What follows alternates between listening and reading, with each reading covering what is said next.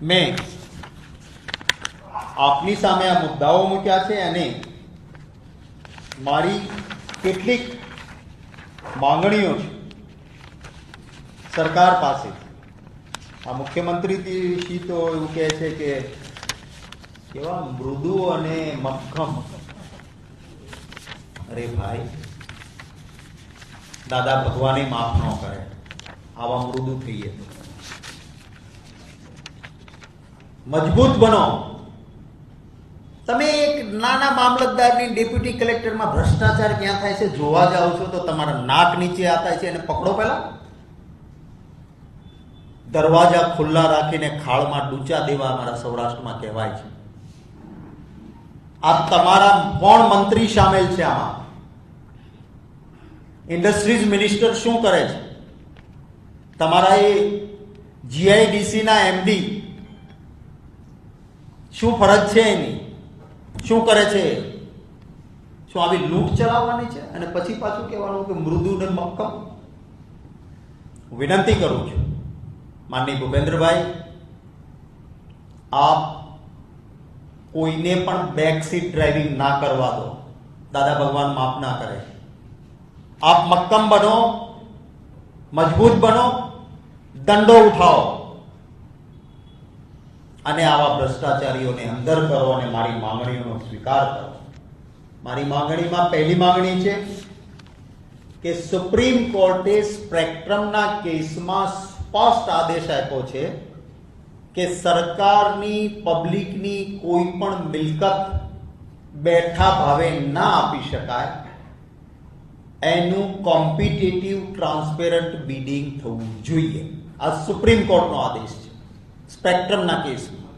તો ગુજરાતમાં તમે કેમ એવી નીતિ બનાવતા નથી કે ક્યાંય પણ કોઈ પણ વસ્તુ આપવાની હોય તો એનું પારદર્શક, સ્પર્ધાત્મક બીડ એટલે કે ટેન્ડર ના નીકળે, હરરાજી ન થાય ત્યાં સુધી કોઈને ન અપાય.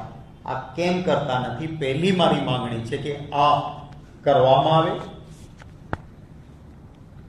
હજી સુધી ગુજરાતમાં અમલીકરણ નથી થયું તો એના માટે જવાબદાર કોણ? મેં જે આ મુદ્દો ઉઠાવ્યો છે એની ગંભીરતા સમજે. હું સમજી શકું કે એક વિસ્તાર વિકસિત ન હોય, થોડા સમય પછી વિકસિત થઈ જાય, પણ એક વિસ્તાર તમારું બોર્ડ ઠરાવ કરીને કહે છે કે આ વિકસિત થઈ ગયો છે, આ સેચ્યુરેટેડ એટલે કે સંતૃપ્ત ઝોનમાં છે, અહીં હરરાજી જ કરવી પડે એવું 7મા મહિનામાં નક્કી કરો તમે અને 5 મહિના પછી એમ કહો કે ના સેચ્યુરેટેડ નથી, આ વિકસિત નથી, અવિકસિત થઈ ગયો. તો શું ગુજરાતમાં હવે એવું કઈ શરૂ થયું છે? 7 મહિનામાં એક ઝોન જે વિકસિત હતો જીઆઈડીસી નો એ અવિકસિત થઈ ગયો. આ સ્પષ્ટ છે કે આ એક ષડયંત્ર છે અને આના માટે તપાસ તો જ થાય પારદર્શક જો નામદાર સુપ્રીમ કોર્ટ કે નામદાર હાઈકોર્ટના સિટિંગ જજ મારફત તપાસ થાય. એ મારી માંગણી છે કે નામદાર સુપ્રીમ કોર્ટ કે નામદાર હાઈકોર્ટના સિટિંગ જજ મારફત આની તપાસ થાય. ભારતીય જનતા પાર્ટીનું પ્રિય ડિપાર્ટમેન્ટ ઈડી એને અહીંયા મોકલવામાં આવે. આ મની લોન્ડરિંગ છે, પ્રજાના નાણાં ચાઉ કરવાનું છે. તો ઈડી, ઇન્કમટેક્સ અને સીબીઆઈ અહીંયા રેડ કરે, તપાસ કરે અને જીઆઈડીસીના અને ઇન્ડસ્ટ્રીઝ વિભાગના પદાધિકારીઓ અને અધિકારીઓની સંપત્તિની પણ તપાસ કરે કે એમની સંપત્તિ કેટલી છે એની પણ તપાસ કરે અને આ જે કંઈ તપાસ થાય એને પારદર્શક રીતે જનતા સામે ખુલ્લી મૂકવામાં આવે. આ મારી મુખ્ય માંગણીઓ છે. कुछ डॉक्यूमेंट्स, गवर्नमेंट के रेजोल्यूशन प्रेस और मीडिया के सामने रखे हैं. गुजरात में GIDC, Gujarat industrial development corporation ने एक भ्रष्टाचार की बड़ी साजिश, उसका पर्दाफाश इन डॉक्यूमेंट से हो रहा है।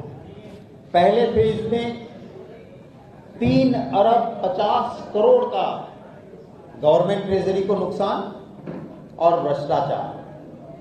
सेकेंड फेज में 20 लाख स्क्वायर मीटर लैंड के लिए 12 अरब 20 करोड़ का भ्रष्टाचार। जीआईडीसी ने जो ये साजिश की, उसके मैंने कुछ डॉक्यूमेंट्स रखे हैं। चाइना ने केमिकल का प्रोडक्शन बंद करवाया। अब ये पॉल्यूशन करने वाली केमिकल की इंडस्ट्रीज को गुजरात के लोगों का जो हो कोई दिक्कत नहीं भाजपा की सरकार को।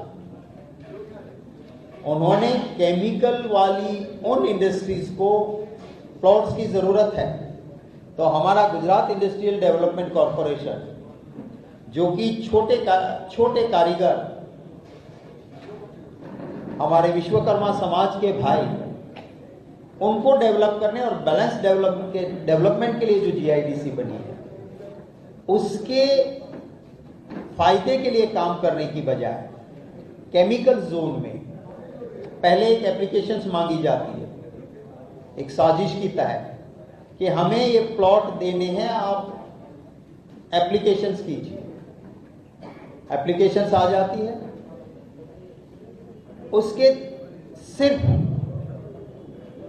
3 महीने के बाद मैंने वो पूरा गवर्नमेंट रेजोल्यूशन जो गुजराती में वो लगाया, उसके बाद जीआईडीसी का मैनेजमेंट बोर्ड रेजोल्यूशन पास करता है कि ये तो डेवलप हुई एरिया है, ये सैचुरेटेड जोन है, संतृप्त जोन है, तो यहां एप्लीकेशन के जरिए हम जमीन नहीं दे सकते हैं, यहां ऑक्शन होगी।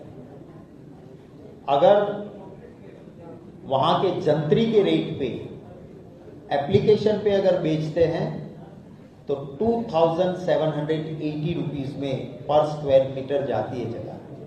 पर अगर ऑक्शन होता है, मैंने कुछ एग्जाम्पल्स भी दिए हैं, तो 10,000 से ज्यादा पर स्क्वायर मीटर में जाएगी। ये कहते हैं सैचुरेटेड है, एप्लीकेशन के जरिए नहीं देंगे। मैं स्वागत करता हूं, ऐसा ही होना चाहिए था।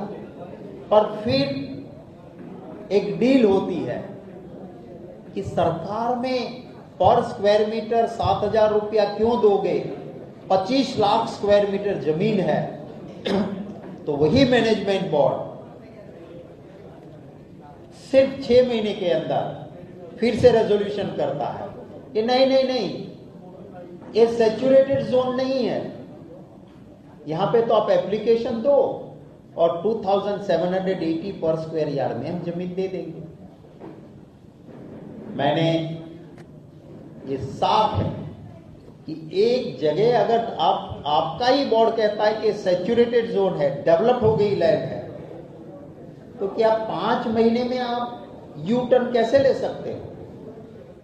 और 2G स्कैम में सुप्रीम कोर्ट ने गाइडलाइन दी है कि गवर्नमेंट की कोई भी प्रॉपर्टी, कोई भी चीज ट्रांसपेरेंट बिडिंग और ओपन बिडिंग के बिना,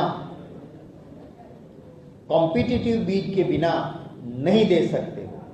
गुजरात सरकार ने पुरानी पॉलिसी भी सुप्रीम कोर्ट के हिसाब से चेंज नहीं की, क्योंकि यहां तो करोड़ों खरबों रुपया आ रहे हैं। मैंने मांग की है कि हाई कोर्ट या सुप्रीम कोर्ट के सिटिंग जज के जरिए पूरे केस का इन्वेस्टिगेशन होना चाहिए। मैंने मांग की है कि ये पहले सैचुरेटेड जोन और फिर नॉन सैचुरेटेड जोन, ये करने का डिसीजन क्यों लिया गया और कैसे लिया गया। बहुत बड़ा भ्रष्टाचार है। मेरी मांग है मोदी जी के चहीते department ED, income tax, CBI raid करे, यहां जीआईडीसी के उन पदाधिकारियों और अधिकारियों की प्रॉपर्टी की तो जांच जरा कर लो।